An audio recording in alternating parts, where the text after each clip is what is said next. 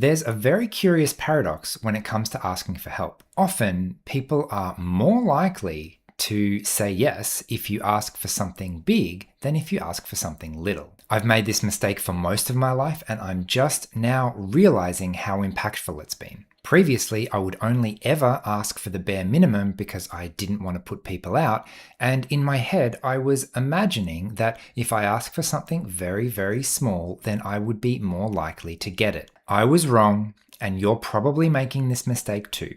So let's take a look at the paradox to see if we can understand how it works. Hi everyone, Paul Mikulev here from Autism from the Inside. I make weekly videos exploring the nuances of neurodiversity and emotional intelligence, so make sure you hit subscribe to get the latest content. So I don't know about you, but I find it really difficult to ask people for things and for help. I much prefer to be self-sufficient. That way I can control everything and I can do exactly what I need and I can make sure I know what's happening and make sure I'm okay. And as soon as I have to rely on other people, that's a big unknown and it's kind of scary. So in the past, I've tended to avoid that most of the time and built this habit, this pattern of always trying to be self-sufficient. My experience was that if I asked for help, people would let me down and I couldn't trust that I would get the support that I needed. But as we'll see in this video, that led to a self-fulfilling cycle where because I was self-sufficient most of the time, it made it less likely for me to be able to get support from others around me when I did really need it. Let me give you an example. So I have a YouTube channel with nearly 500,000 subscribers, and I thought, great, I will ask all of the subscribers for a tiny little amount. And if everyone gives even just a small amount, then this whole thing is financially sustainable and I can keep doing this that people tell me is valuable. However, that is absolutely not how the world works. I remember when I started my Patreon, you could have $1 a month. And I thought, wow, if half of the people who watch this video, this weekly video, gave $1 a month, that'd be sorted. I wouldn't have to worry about, keeping afloat and is this even sustainable? And at the time, I thought, oh, well, let's put some tiers. And I even did a $50 a month tier.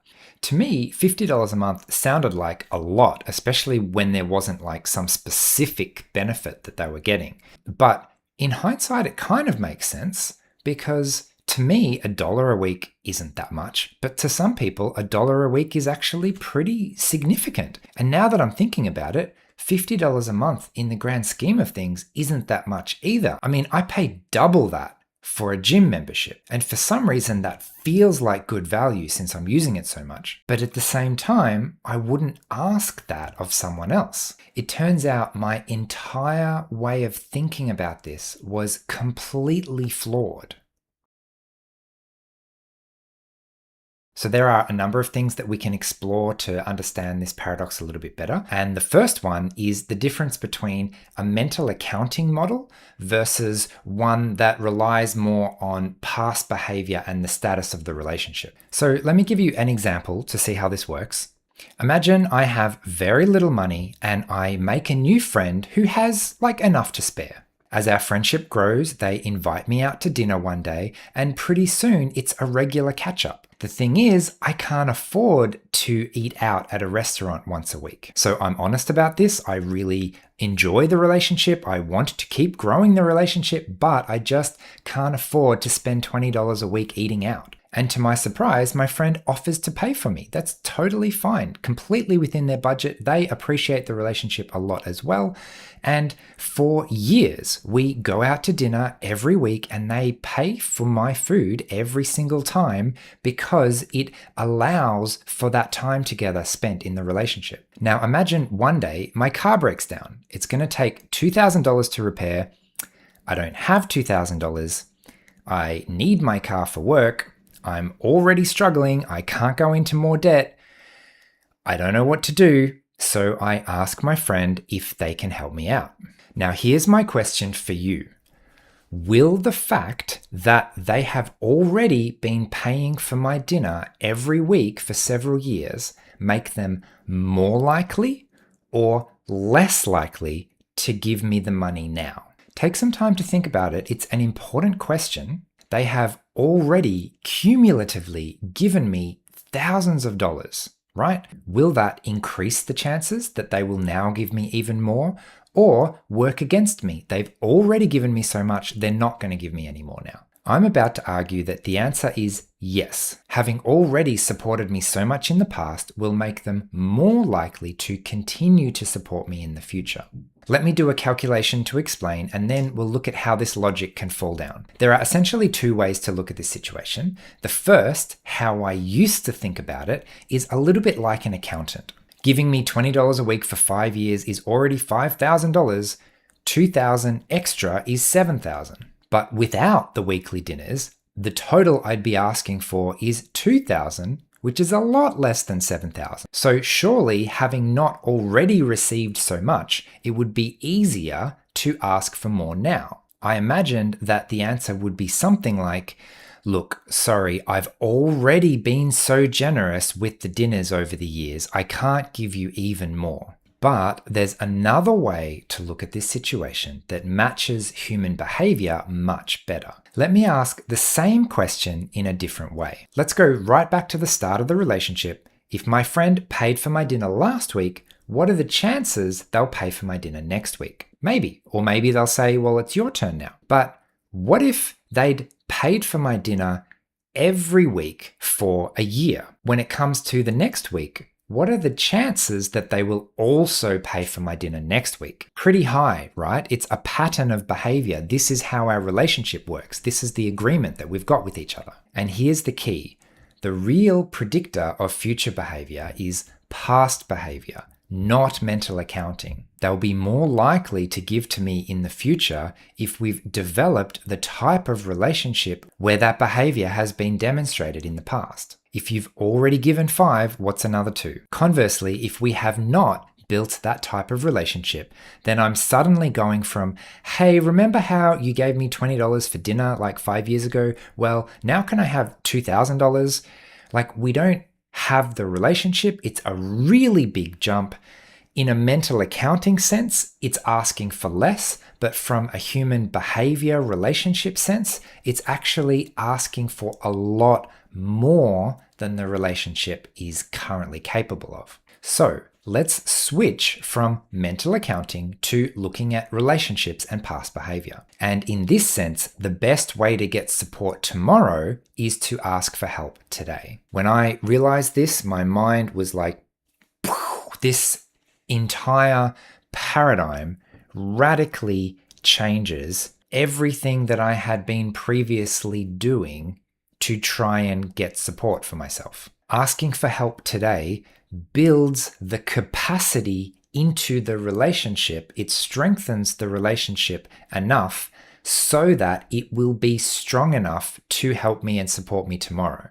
In hindsight, my mental accounting model is a little bit like, oh, I need to run a marathon next year, so I'm going to sit on the couch and conserve energy for 12 months so that I'll have all the energy and strength and endurance to be able to run a marathon at the end of those 12 months of sitting on the couch. It obviously doesn't work like that. If I ran a marathon yesterday, maybe not yesterday, if I ran a marathon last week, I am much, much more likely to be able to run a marathon next week than if I have never run a marathon before in my life. It's all about slowly training, building up the capacity and the strength of the relationship so that it can be supportive. And I would do this in relationships. I would give and give and give and give and think with this mental accounting model, surely now I've built up enough in the bank that when I ask you for something in return, there'll be plenty in the bank.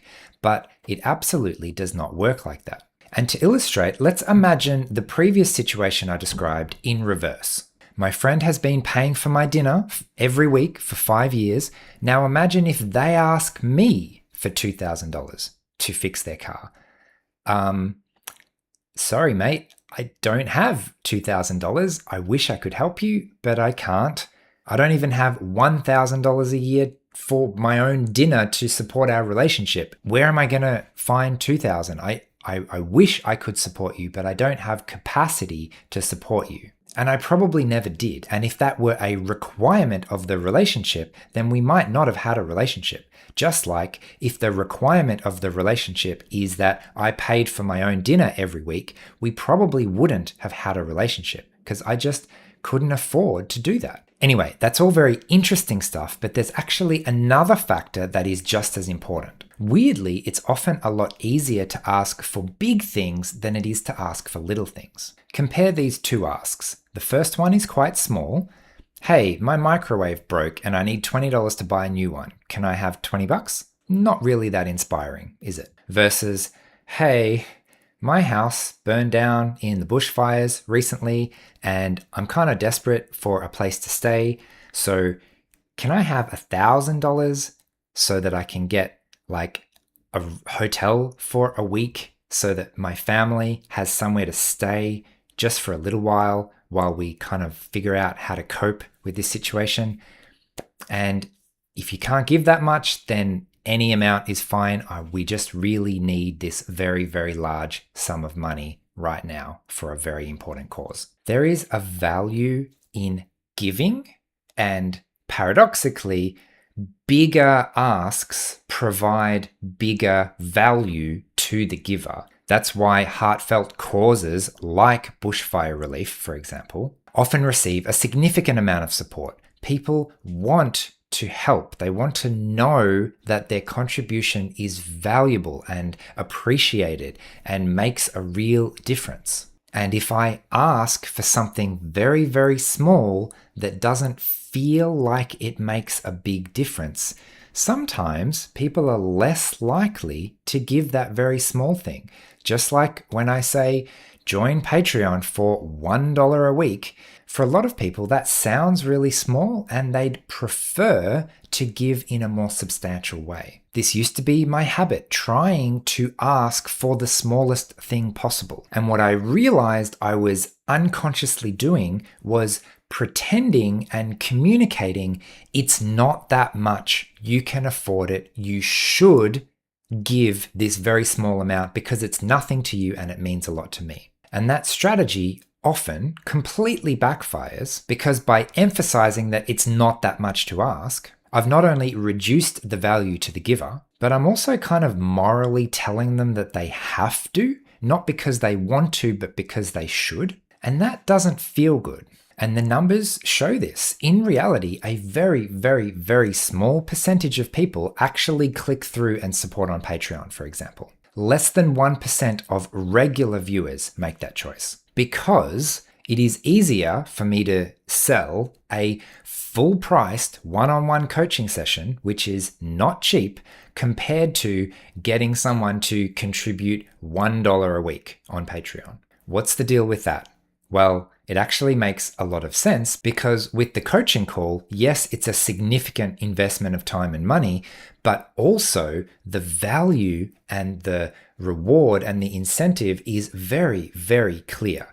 If you join up on Patreon for like $1 a week, your life might not be fundamentally different, but one coaching call, and it is reasonably likely that that will be a life-changing moment that will add value to the rest of your life. And so because the value is so large, it's easier to ask. So maybe if I were to take my own advice with Patreon, for example, I would be emphasizing less the it's only $1 a week and emphasizing more how much of a difference it makes to me personally. Having some level of predictable financial stability with the ups and downs of YouTube and everything else that's going on in the world is absolutely invaluable. It is the keystone that allows me to continue making content like this. I can make my videos as niche as I want, and I know that the people it reaches really appreciate it. If I slip back into a mental accounting model and try and think, well, what have I done for you to give back to me? That just doesn't work. realistically, the money that people donate to this channel goes to the thousands and millions of people who never pay a cent towards what I'm doing here. Your contribution is paying it forward so that people who never pay a cent still get access to the value.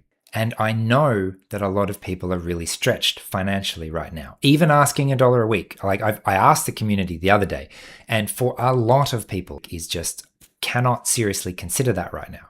But weirdly, paradoxically, acknowledging how big the ask is makes it less transactional and more human in a sense. I remember reading a case study a little while back about community opinions on building a permanent nuclear waste storage facility nearby somewhere.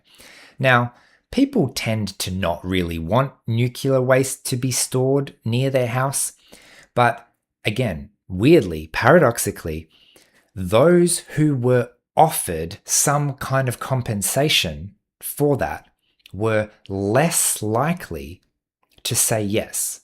Whereas if the pitch was, I know this sucks, I know you don't want this, but we, the global community, really need your help, individual human, to put this waste somewhere and store it safely for the benefit of the entire human race, that just feels completely different. You're not doing a mental calculation in your head as, is this worth it for me financially? Because it's absolutely not. It's giving, it's asking something from you. And I really wish I had a reference for that, but chances of me finding it are slim. So if someone knows what I'm talking about, please put it in the comments. Anyway, to sum up, it's not about the money, it's about the relationship. It's not about the mental accounting, it's about the capacity of the relationship that you have built with the other person. And with that in mind, paradoxically, asking for more is often much, much easier than asking for something little that doesn't feel like it has a big impact. So, if you would like to make a big impact, please sign up to Patreon for $50 a week. That's not going to work, is it? Oh well, worth a try. If you do feel like contributing that much, that would be fantastic. But let's be realistic and appreciate what we've got. So thanks. I am appreciative that you've watched this video. You can share it. Little things you can do that still help. Sharing it, leaving a comment, telling people what you like about this channel. Check out the website. There's a whole community there and other things like that. Otherwise, yeah, thanks for watching. I appreciate your support in any way that you can manage, and I will see you again next week.